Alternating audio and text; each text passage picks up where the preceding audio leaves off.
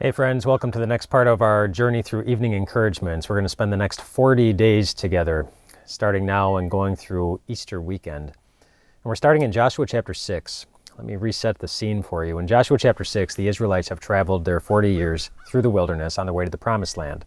Moses, their original leader, is now gone, and Joshua has succeeded him as the leader. And they're just about to go into the city of Jericho. And in the first verse of Joshua chapter 6, it sets the scene there for us, where it says that the gates of Jericho were securely barred, such that no one could get in or out. And so you think about how the Israelites must have felt as they approached this big city that they knew they had to take in order to go into the Promised Land. As they looked at the big gates that they could not get in, knowing that they weren't going to be opening and nobody was going to be coming out. It probably looked kind of impossible. And you might know how that feels. Maybe you're not looking at a city called Jericho. You're probably not. But you might be looking at a relationship that feels really broken. Or you're looking at a job situation that's really hard. It seems impossible to know how to move forward from it. You might be looking at the world and everything that's going on in it. You might be looking at somebody's health, yours, or someone that you love. You might be thinking of someone that you loved in the sense that they're not here anymore for you to love them. Or maybe you're living with deep regret, the kind of regret that makes it hard to feel like you'll ever find joy in living again.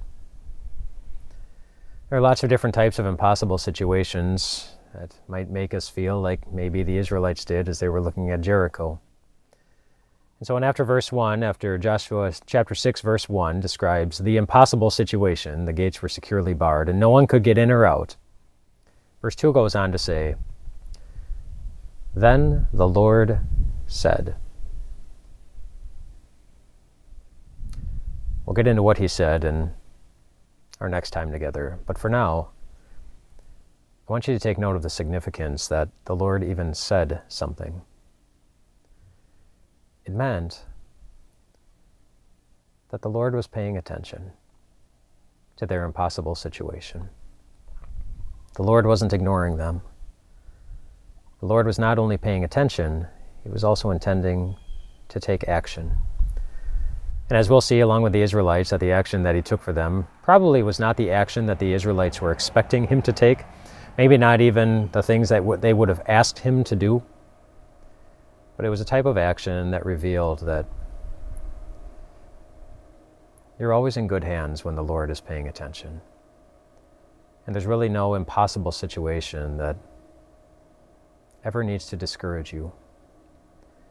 And we'll see that not only as we go through Joshua chapter 6, but we'll see that again and again and again as we make this journey through these next 40 days and land on Easter weekend. When the disciples themselves saw what was a pretty impossible situation, it looked like God was dying. They looked in the mirror and it looked like they weren't strong enough to handle all of it. And truly God was dying.